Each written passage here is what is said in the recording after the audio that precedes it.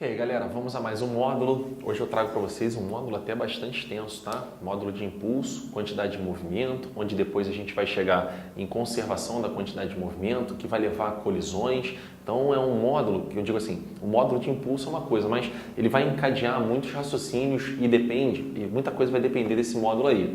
Então a ideia é assim, embora impulso esteja no nosso dia a dia, esteja no nosso cotidiano, a grandeza física é um pouco mais ensaboada, né? Mas se eu perguntasse para vocês, o que seria dar um impulso, né? Você pensa que é pular. Não necessariamente, tá? Mas entra aí. Vamos nesse aspecto. Dar um impulso. Pular, né? Para pular, eu tenho que aplicar uma força. Tudo bem ou não? Então, a primeira coisa que a gente tem que relacionar ao impulso é a aplicação de uma força.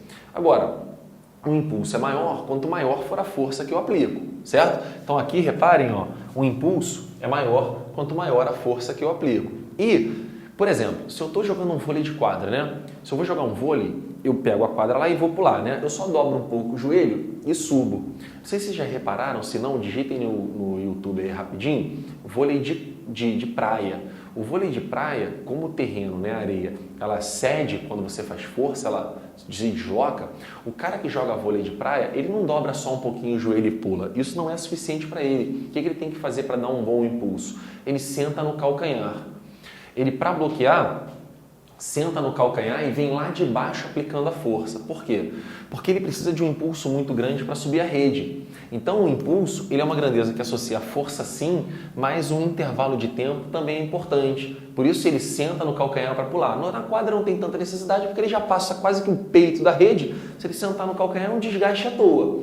Mas na praia isso é muito importante para dar um impulso, né? O maior tempo possível. Outro exemplo que você pode dar. Imagina um amiguinho seu sentado no balanço. Todo mundo quando é criança é um espírito de porco, não é verdade? O cara pega o outro amiguinho e quer fazer o amiguinho tentar dar a volta no balanço, né? Aí você começa só dando aquele empurrãozinho, amiguinho feliz, segurando na corda, que legal, né? Aí você vai e empurra mais forte, amiguinho, chega, seu bobo, aí você vai mais forte, né? Criança não é mole, né? Aí você vai mais forte, mais forte, o amiguinho, não, chorando.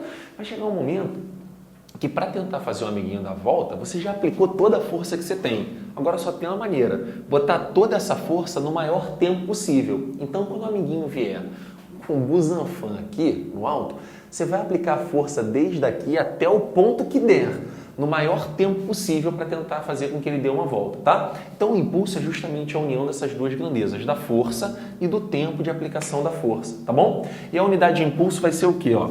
Força medida em newtons, o tempo medido em segundos, então o impulso é medido em newton segundo. Reparem que não é newton por segundo, é newton vezes segundo, tá?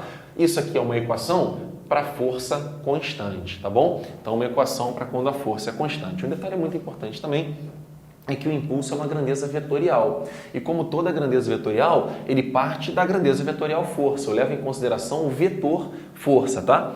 Então, observe, lá da aula de cinemática vetorial, pode pegar lá, quem tem dificuldade de vetor, isso é muito importante. Quando eu pego um vetor e multiplico por um número, dá um vetor.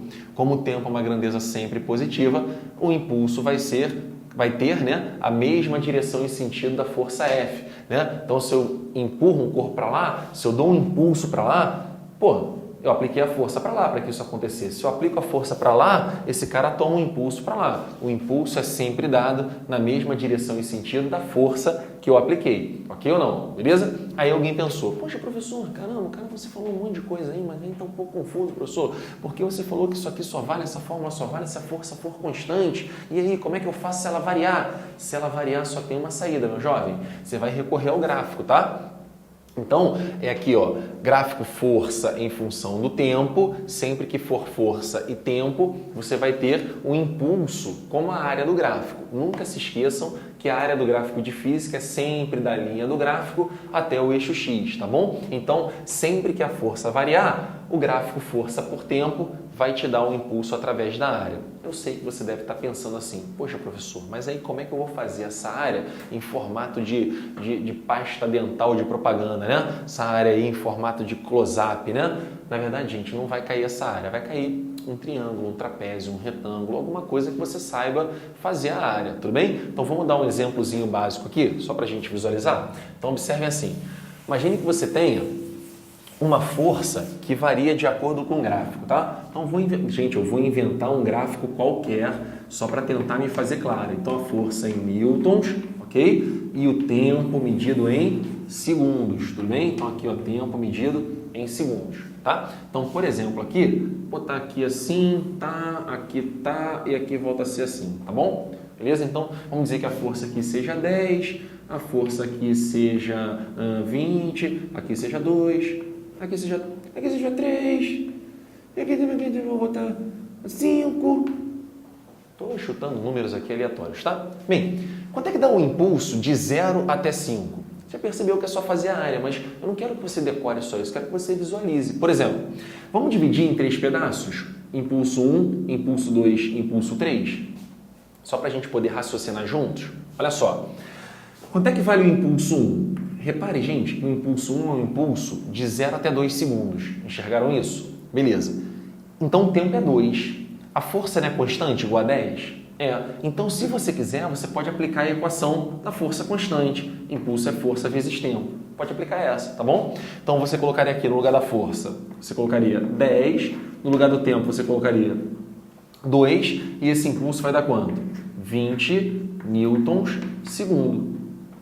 Legal? Então, daria esse valorzinho ali. Reparem que fazer 2 vezes 10 é justamente fazer essa área. Dá no mesmo, tá bom? No 3, mesma coisa. Você colocaria quanto aqui no impulso 3? Você pode fazer por essa fórmula também. Olha lá, a força valeria agora 20 no intervalo de tempo de 2. Ah, professor, 5? Não, no intervalo de tempo de 2. Essa força é aplicada durante 2 segundos, é de 3 a 5. Então, o intervalo seria 2. Repara que o impulso 3 vai dar 40 newtons segundo, que é a mesma coisa que fazer essa área aqui. Agora, olha só que legal. Nesse pedaço, não daria para fazer assim, ó. Tá bom? Nesse pedaço não dá para fazer assim. Por quê? Porque a força é variável, vai de 10 até 20, né? Então, você colocaria quanto aqui para a força? Não dá. Logo, você teria que fazer, ó, a área desse trapézio. E como é que eu faço a área do trapézio, que seria o impulso 2? É base maior, 20, né? Mais a base menor, 10, vezes a altura, que é de 2 a 3, é 1 sobre 2. Então, esse impulso aqui vai dar 15 newtons segundo.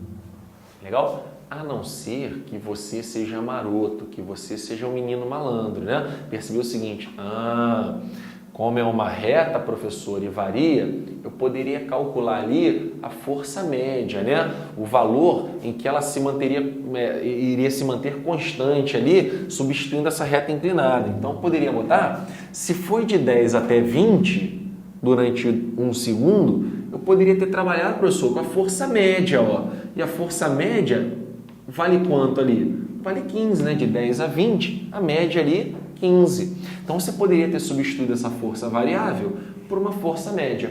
Então, é muito comum nos problemas de impulso, o cara fala assim, ó, sendo a força média igual a tanto, e repare que a força média dá quanto aqui usando essa fórmula? 15, que é a força, num tempo de 1, e 15 vezes 1 vai dar o 15. Então, no lugar da força variável, eu posso substituir pela força média, e se você fizesse a força média no lugar da variável, você poderia calcular usando essa fórmula. Então, essa fórmula vale tanto para força constante quanto para força média, que substitui essa variação. Legal até aqui? Tudo bem? Então vamos continuar.